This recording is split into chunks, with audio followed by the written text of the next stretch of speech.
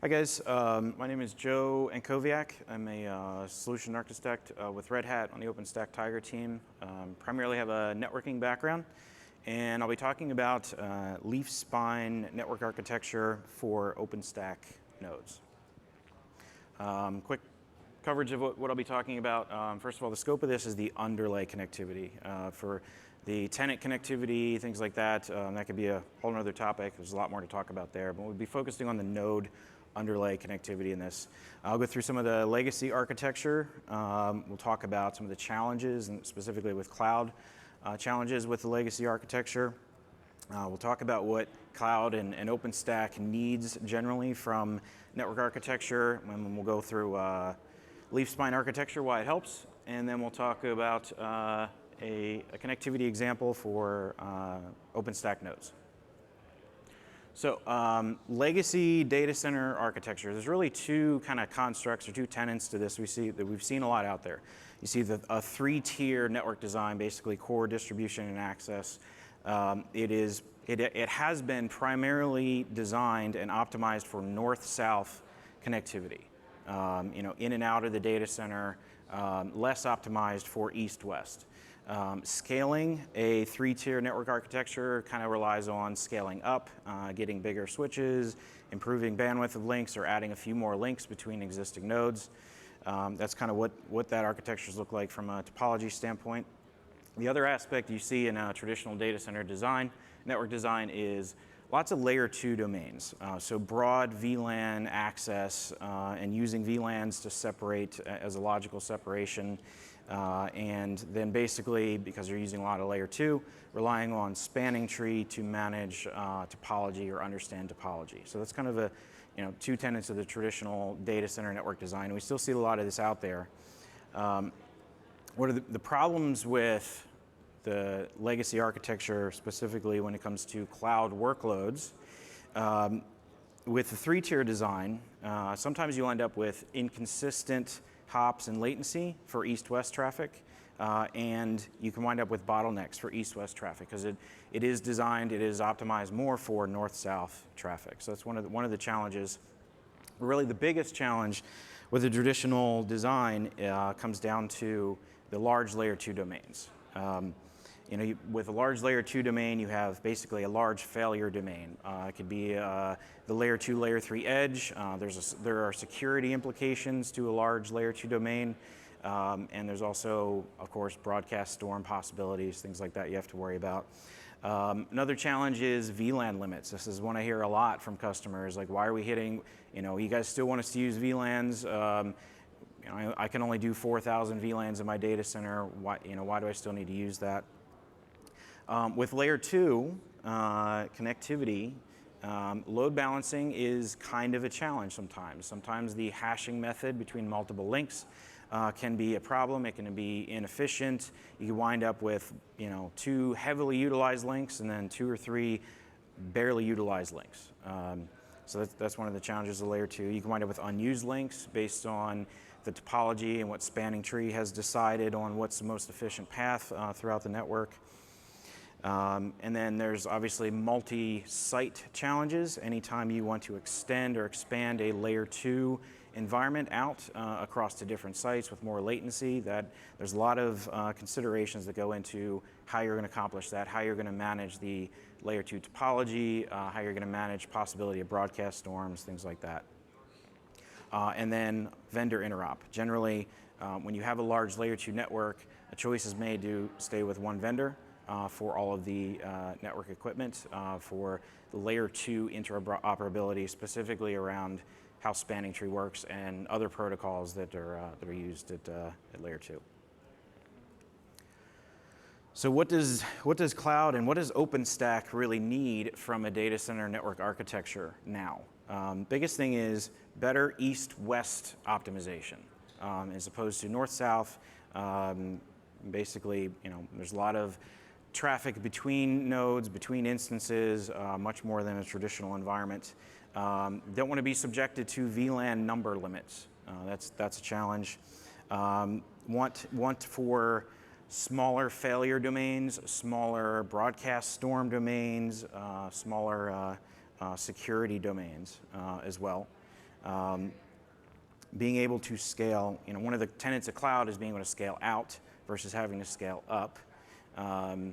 Better ability to scale out the network versus having to scale up. And of course, multi-site flexibility and oftentimes multi-vendor interoperability. So those are some of the drivers. So what is leaf spine? Leaf spine is basically, it's a Clos Fabric. And basically in a Clos Fabric, you have two network roles. You have a leaf and a spine. A spine's primary purpose is really just to provide multi-path connectivity between all the leaves. You generally do see the environment running as layer 3. Layer 3 between the leaf and spine. You can do layer 2 if you implement things like layer 2 routing or Ethernet type of routing MAC addresses. There's a lot of vendor solutions to do things like that, but generally you see it's routing and it's layer 3. So you wind up with a layer 3 edge. The spines are generally independent. So they don't necessarily need connectivity to each other. They'll operate independently. They're just basically there to provide dynamic multipath connectivity to the other. Basically each one provides a path from each leaf to the other leaf. And if you have a spine fail, it'll easily transition traffic over to the other spines. Layer 2 scopes for your layer 3 edge at the leaves. The scope for layer 2 and VLANs is that set of leaves or that leaf specifically, depending on whether you're doing multi-chassis lag or stacking or VPC, things like that. And one of the things that's a little bit different, it's kind of interesting, is that the edge or upstream can actually also be a border, or it can be a leaf as well. So basically it's any to any. Any traffic comes in, whether it's to other nodes in the environment or whether it's outbound, it's another leaf.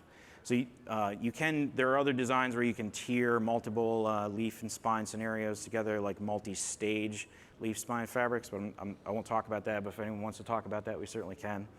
But that's the gist of it. So how does this help in an Openstack and cloud environment? It is optimized for east-west traffic. There's no data center-wide VLAN limit. Your VLANs are limited in scope to the leafs or set of leafs individually. The failure domains and security and storm domains are limited also to the leafs. And then basically, layer 3 interop is much more stable and tested and safe than layer 2. So technically, as an example of how that would work, all three of your, in this case, all three of your spines could be a different switch vendor or different vendor entirely. Your pairs of, your spines, your pairs of leafs could also be from different vendors because you're not mixing, 2 minutes, okay, you're not mixing layer 2 domains between vendors and relying on spanning tree behavior or other topology behavior between vendors. It's a lot more stable. Scaling example, in this case, I've just added 2 more spines and another pod. And this is how it kind of scales out sometimes. So connectivity example, I know I'm kind of limited on time, so one of the things you can do when you add OpenStack nodes to a leaf spine environment, the edges are all at layer 3, so you take a couple things into consideration. If you're doing network isolation and composable networks, basically there's some planning you want to do ahead of time. I'm just going to skip ahead to what this would look like. So given a pod 1 example, we've got multiple interfaces designated at different VLANs. Now the VLANs are leaf in scope. They're not data center wide, just leaf only. And then you come up with summary static routes, basically dividing larger blocks of networks or allocating larger blocks of networks for specific functions, and then allocating smaller blocks out of that for each pod. So if you notice, provisioning is 10.10.1. It's pod number 1. The route over provisioning would be 10.10.0.16 to 10.10.1.1. And pod 2 would basically just be changed to 2.